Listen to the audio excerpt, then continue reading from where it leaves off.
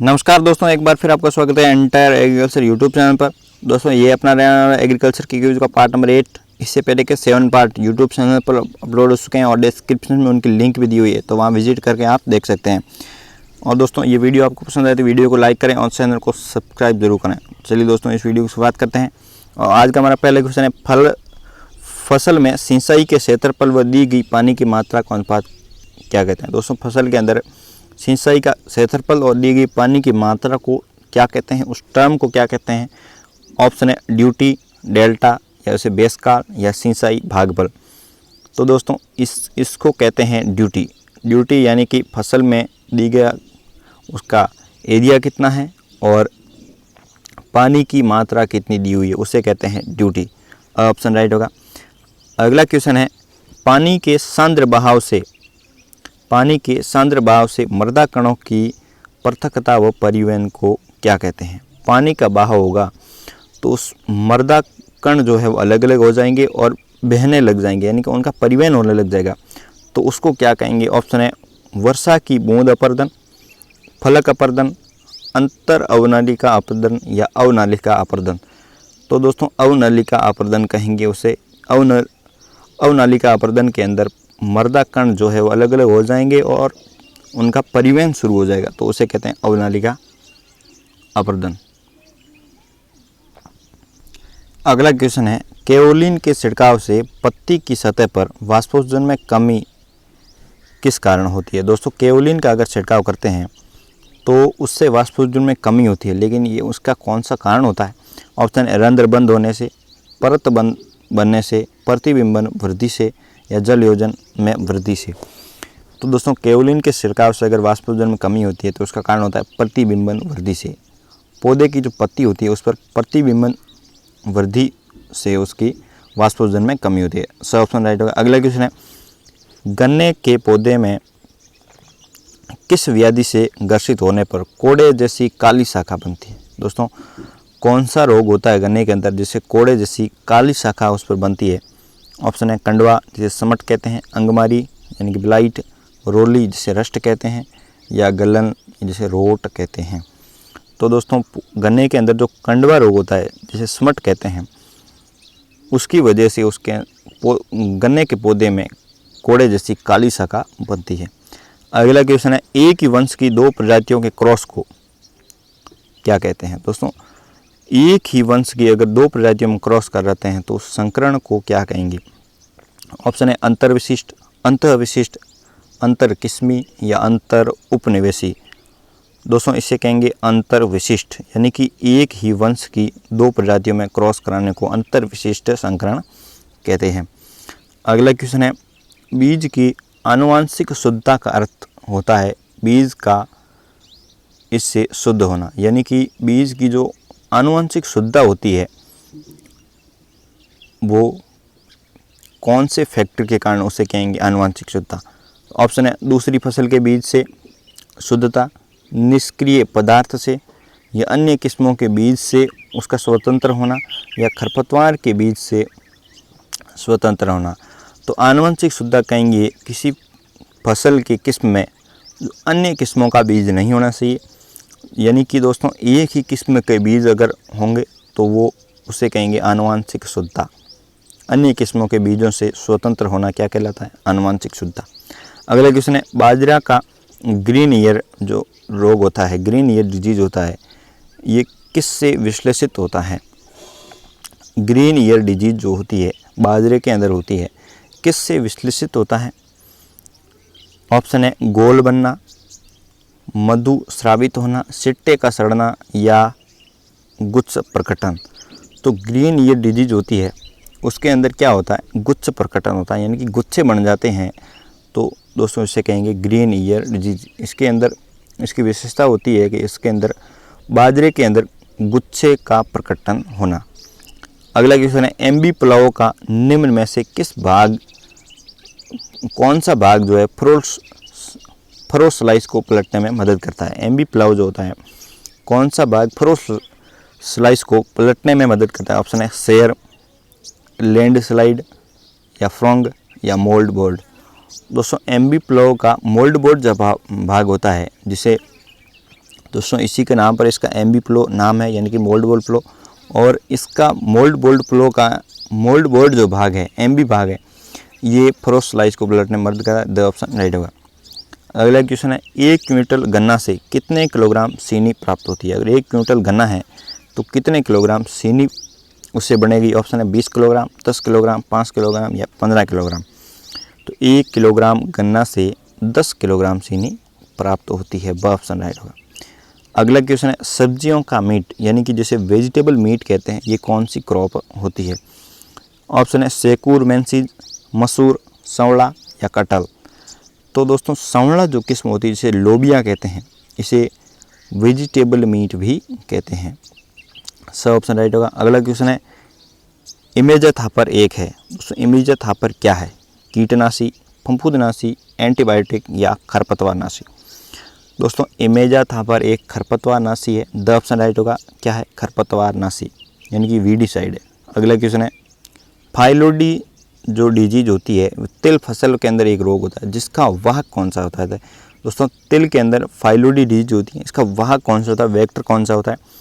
Option है aphid, thrips, jassid या सफ़ेद मक्खी।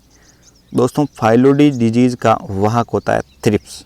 तिल के अंदर थ्रिप्स जो होती है वो फाइलोडी डिजीज़ को फैलाने का काम करती है। अगला क्वेश्चन है, गन्ने के पौधे में किस व्याधि से ग्रसित होने पर? दोस्तों ये क्वेश्चन रिपीट हो चुका है। कोड़े जैसी काली शाखा बनती है, कंडवा जो रोग होता है, ये अपन कर चुके हैं क्वेश्चन। अगला क्वेश्चन है, टमाटर के फलों में लाइकोपिन पिगमेंट किस तापमान पर सबसे अधिक होता है? दोस्तों टमाटर के अंदर लाइकोपिन जो होता है वो कौन से तापमान पर सबसे अधिक बनता है? ऑप्शन है 20 से 25 डिग्री सेंटीग्रेड, 25 से 30 डिग्री सेंटीग्रेड, 30 से 35 डिग्री सेंटीग्रेड या 35 से 40 डिग्री सेंटीग्रेड।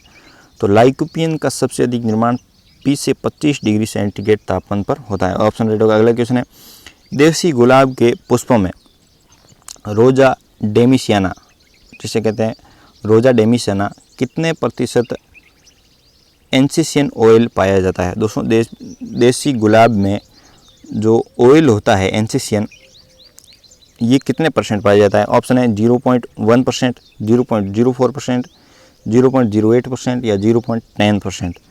तो देसी गुलाब के अंदर एंसिसियन ऑयल पाया जाता है 0.04%। ब ऑप्शन राइट होगा। अगला क्वेश्चन है, 1 हेक्टेयर में गेंदे की खेती करने के लिए नर्सरी में कितने बीजों की आवश्यकता होती है? 1 हेक्टेयर के अंदर गेंदे की खेती करते हैं तो नर्सरी के लिए जो बीज जो सीड रेट होती है वो कितनी होती है? ऑप्शन है 1.5 किलोग्राम, 3.5 किलोग्राम या 4.5 किलोग्राम या 5.5 किलोग्राम। तो गेंदे की जो नर्सरी के लिए सीड रेट होती है वो होती है 1.5 किलोग्राम होती है। अगला क्वेश्चन है, मौसमी व माल्टा के प्रवर्धन यानी कि प्रोपोगेशन में निम्न में से कौन सा मूल वृंत यूज लिया जाता है? दोस्तों मौसमी व माल्टा के अंदर प्रोपोगेशन में कौन सा मूल वृंत काम में लिया जाता है? रूट स्टॉक कहते हैं। ऑप्शन है सिट्रस जेम्बिरी, ब ऑप्शन है सिट्रस रेटिकुलाटा, स ऑप्शन है सिट्रस पैराडिसी या द ऑप्शन है सिट्रस ग्रांडिस। तो दोस्तों माल्टा व मौसमी में अंदर रूट स्टॉक होता है सिट्रस जेम्बिरी। ऑप्शन राइट होगा। अगला क्वेश्चन है, पंजाब स्वीट निम्न में से किसकी किस्म है? दोस्तों पंजाब स्वीट किसकी किस्म है? ऑप्शन है अनार के लिए, अंगूर के लिए, पपीते के लिए या अमरूद के लिए। दोस्तों पंजाब स्वीट जो किस्म है वो पपीते के लिए किस्म है, वो पपीते की किस्म होती है। अगला क्वेश्चन है, निम्न में से कौन सा कट फ्लावर नहीं है? कट फ्लावर कौन सा नहीं है? ऑप्शन है एस्टर, ग्लेडियोलस, जरबेरा या लाइनस। दोस्तों कट फ्लावर कौन सा नहीं है? लाइनस जो है वो कट फ्लावर नहीं है, बाकी वाले सब कट फ्लावर के अंदर आते हैं। अगला क्वेश्चन है, पश्चिम राजस्थान में बेर के वृक्षों में काट-छाँट प्रूनिंग करने का उपयुक्त समय कौन सा है? दोस्तों बेर के काट-छाँट करने का यानी प्रूनिंग का उपयुक्त समय है। ऑप्शन है मार्च का अंतिम सप्ताह, अप्रैल का अंतिम सप्ताह, मई का अंतिम सप्ताह या जून का प्रथम सप्ताह। दोस्तों पश्चिम राजस्थान में बेर के प्रूनिंग का सही समय होता है अप्रैल का अंतिम सप्ताह। ब ऑप्शन राइट होगा। अगला क्वेश्चन है, आंवले के पौधों पर पुष्प किस माह में आते हैं? आंवले के पौधों पर फ्लोवरिंग है वो किस माह में आती है? ऑप्शन है जनवरी, मार्च, मई या जुलाई। दोस्तों मार्च के अंदर आती है। आंवले के पौधों में जो फ्लोरिंग है वो मार्च महीने में आती है। अगला क्वेश्चन है, बेल के फल किस माह में आते हैं? दोस्तों बेल के फल किस माह में आते हैं? ऑप्शन है अप्रैल मई, जून जुलाई, या फरवरी मार्च, या अगस्त सितंबर।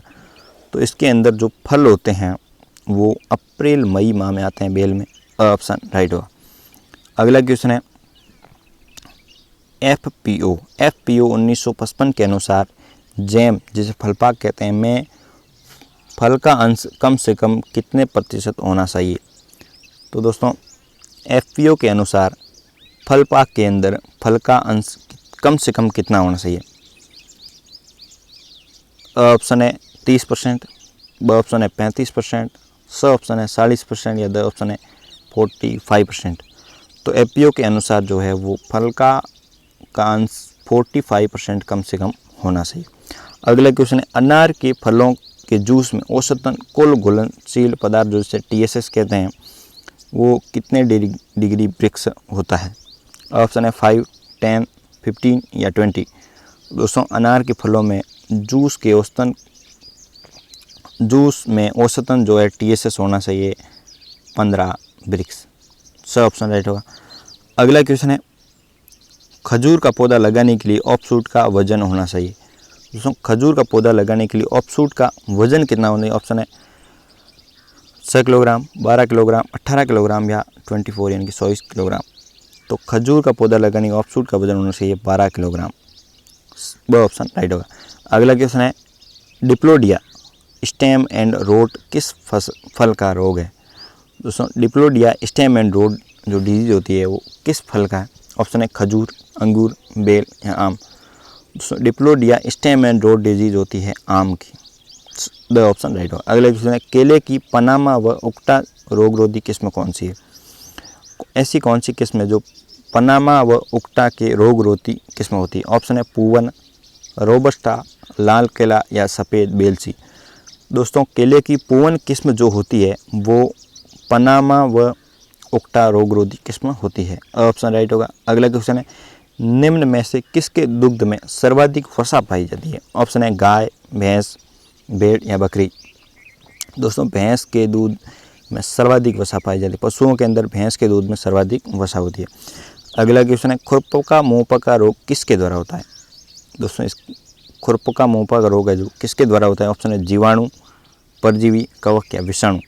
दोस्तों खुरपका मुंहपका रोग है जो पशुओं के अंदर विषाणु यानी कि वायरस जनित रोग होता है। अगला क्वेश्चन है, उच्चतम प्रकार की गलीचा ऊन भेड़ की किस नस्ल से प्राप्त होती है? ऑप्शन है मारवाड़ी, चोकला, नाली, या सोनाड़ी।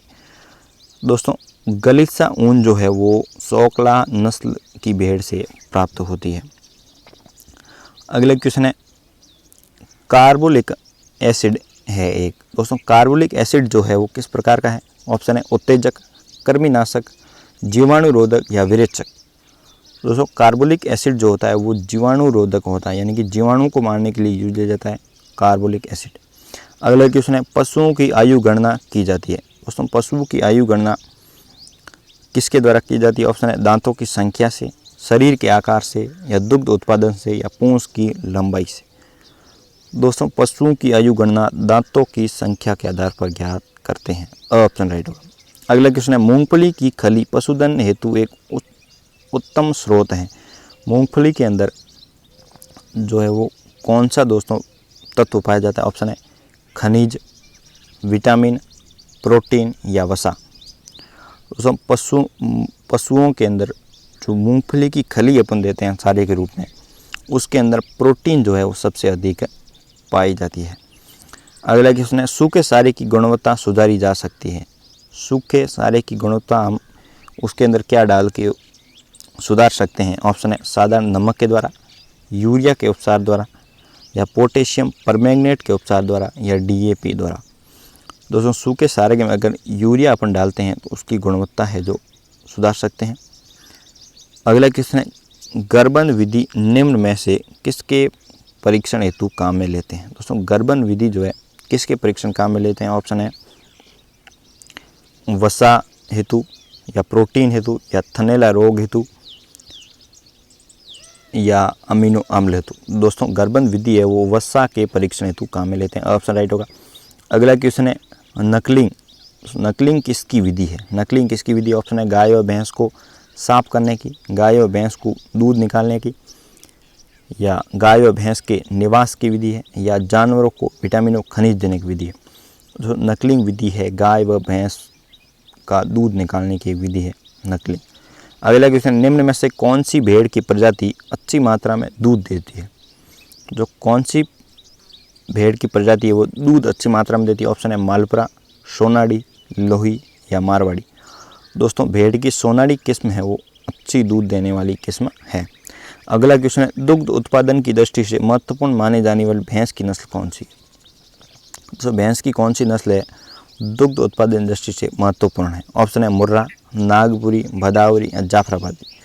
दोस्तों मुर्रा किस्म है भैंस की वो अच्छी दूध देने वाली किस्म मानी जाती है, ऑप्शन राइट होगा। अगला क्वेश्चन है मुर्गी को अंडों पर कब बैठना सही? तो मुर्गी को अंडों पर कब बैठना सही? ऑप्शन है शाम के समय, सुबह के समय, रात्रि के समय या दोपहर के समय। तो इसके अंदर दोस्तों शाम के समय, ये ऑप्शन राइट होगा। मुर्गी को अंडों पर शाम के समय बैठना सही। अगला क्वेश्चन है किस विधि में पशु जहां बांधे जाते हैं वहीं पर दूध भी निकाला जाता है? तो कौन सी विधि होती है जिसके अंदर पशुओं को जहां बांधे जाते हैं वहीं पर दूध निकाला जाता है? ऑप्शन है दुग्धशाला, बैल विधि या खुली हुई या पशुशाला। दोस्तों पशुशाला के अंदर पशु जहाँ बांधते हैं वहीं पर दूध निकाला जाता है, द ऑप्शन राइट होगा। तो दोस्तों ये थे अपने एग्रीकल्चर के इंपॉर्टेंट क्वेश्चंस। इसी तरह के क्वेश्चन के लिए दोस्तों हमारे चैनल को सब्सक्राइब जरूर करें। Thank you.